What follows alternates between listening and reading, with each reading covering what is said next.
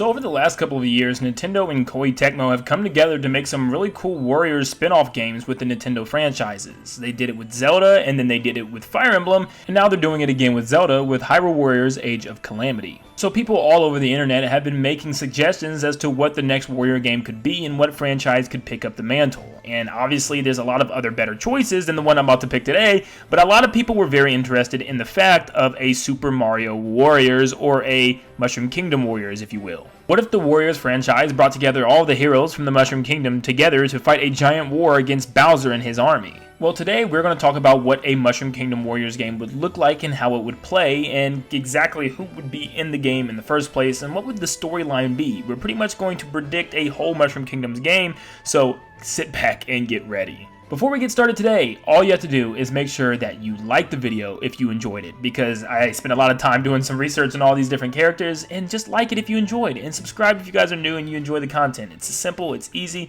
Turn on that notification bell to stay up to date on more videos like this, and who knows, maybe depending on different franchises, I'll make more videos regarding a Warriors game for different franchises from Nintendo. But thank you guys so much, and let's get into the video. So first off, we have to talk about the story and kind of what's happening and who's creating this nonsense and this chaos for the war to begin in the first place. Well, obviously, Bowser's going to be in there somewhere, but just hear me out. The story starts with Bowser using magic warp pipes to bring in villains from the past and their armies in order to take over the Mushroom Kingdom once and for all. He teams up with past baddies, and Mario can also use these magical pipes to find heroes from across the timeline himself that he can have on his side. Now, I don't really know who would be making these pipes. Like, did these pipes just magically pop out of the ground? Were they hidden under the ground for years? Or kind of were they created by somebody like Egad? Were they some type of time travel pipe invention that he created and then Bowser stole? But either way, there's these magic pipes. You've got villains coming out of them from Mario's past. You got heroes coming out of them from Mario's past. Now, for the different armies, the heroes would obviously have an army of Toads. I mean, just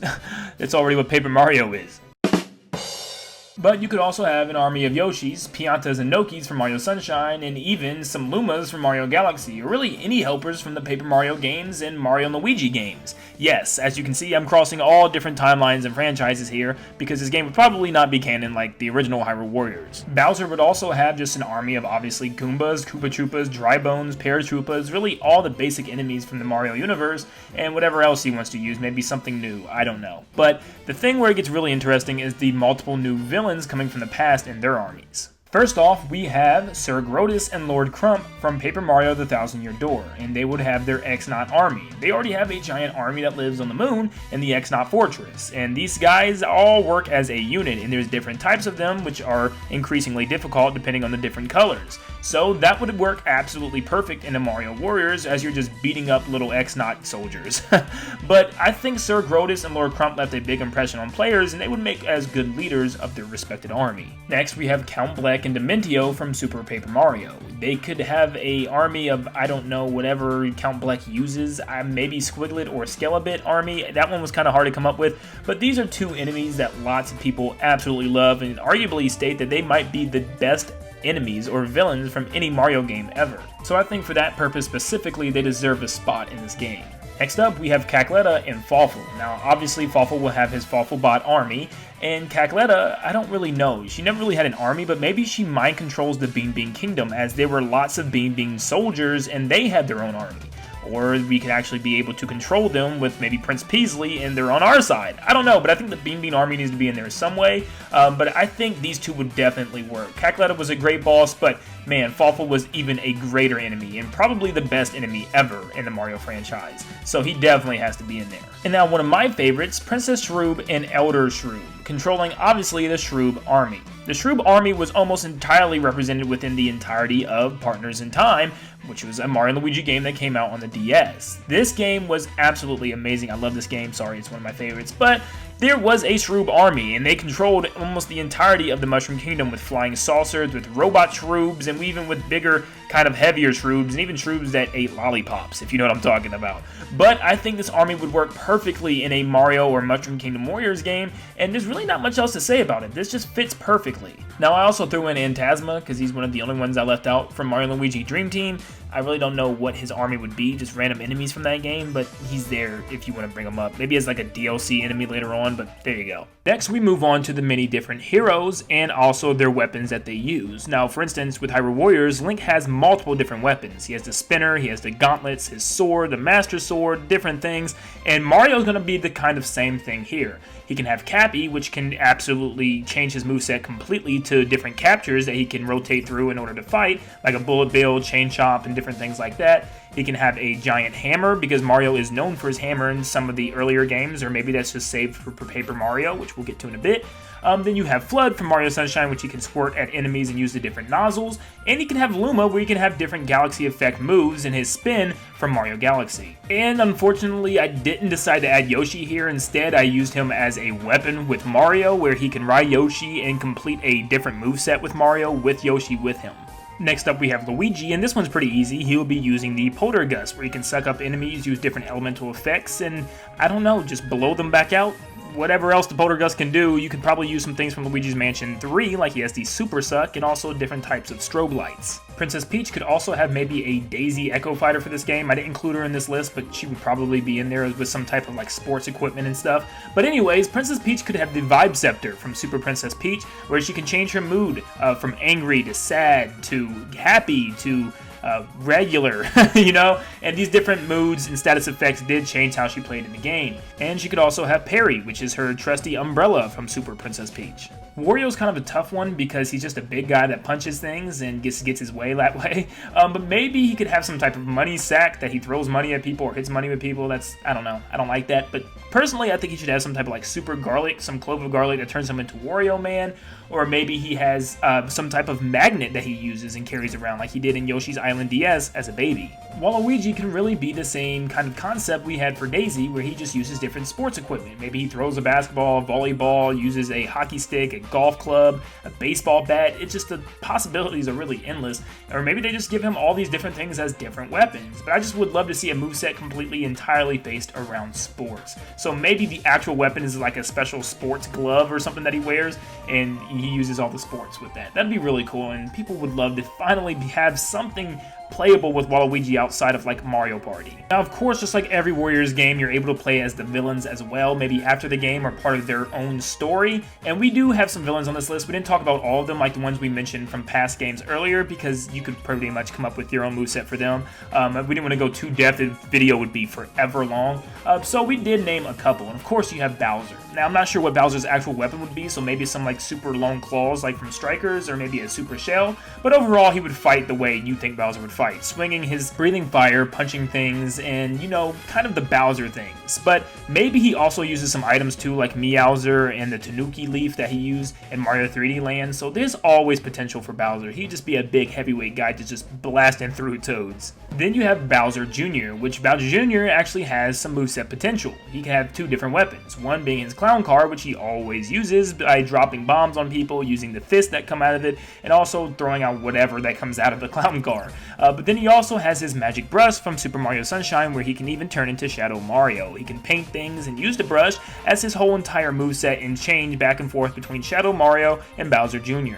Next up we have Donkey Kong, who can use his boxing gloves like he did in Punch-Out. Maybe that's his weapon, but I'm sure he'd rather use his bare fist, or maybe some type of giant banana boomerang thing, I don't know. Or you could have something like his bongos, or maybe even his coconut gun from Donkey Kong 64. Captain Toad really doesn't have anything but his trusty dusty pickaxe, so this thing can just completely mow through enemies, and I can just see him wailing it around and also picking up turnips and throwing them at enemies. I think he would be pretty fun, maybe even using the minecart to just pile through Bowser's army. Now let's just hope he doesn't get too confused when he's in a group of Mushroom Kingdom army Toads. Egad is next, and he could fight with a multitude of his inventions, and maybe he has like a robot Mario or just different robot Egads that run around, just kind of like Impa does in the new Age of Calamity. And maybe he even pulls out Luigi to fight alongside him, and they can do some cool combos together. But either way, Egad deserves to be a playable character for the first time ever, as he's appeared in multiple Nintendo games over the years. Now to speed up these last four, you can use either King Boo or Nabbit. King Boo would have his magic crown, and Nabbit could use his mystery sack, where he could go around smacking people with his bag or picking them up and taking them away.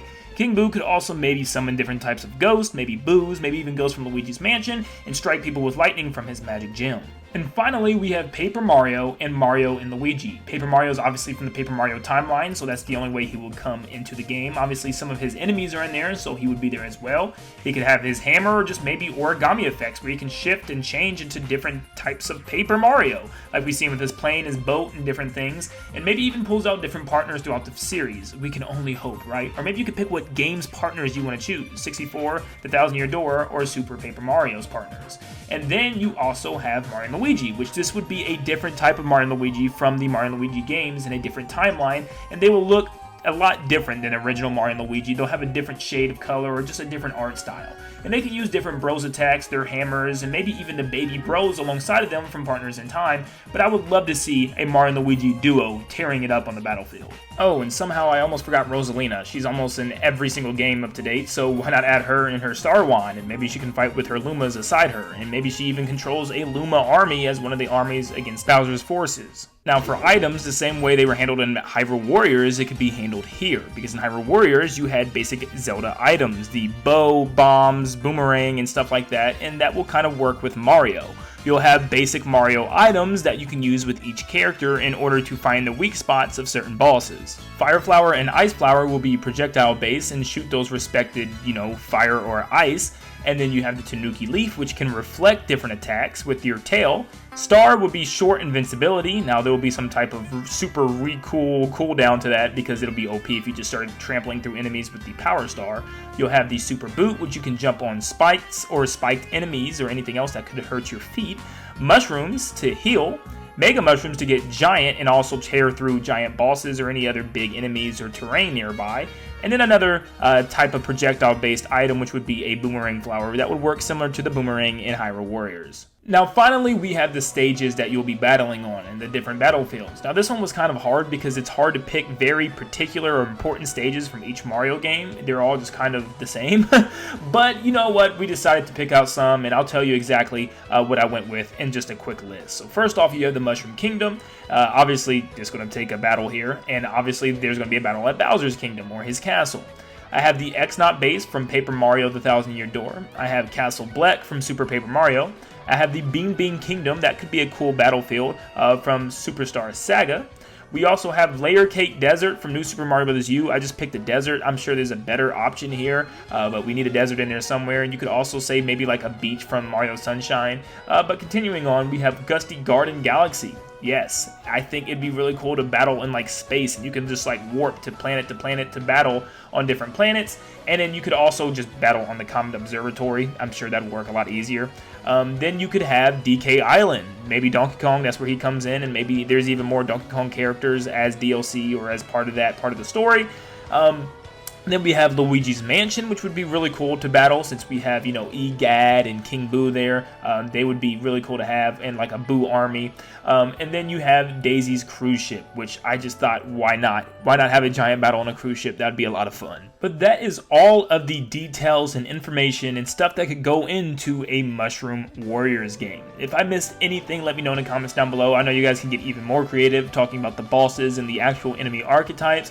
And I'm sure this can go on forever as we discuss what a Mario Warriors game would look like. But did I at least do a pretty good attempt? Let me know in the comments down below if I missed anything, or if you would want to add anything with characters, anything. I know we could talk about Mario characters all day long and the roster would be endless, but we had to stop somewhere and we had to just give you a general basis as to who the kind of starting heroes and villains roster would be.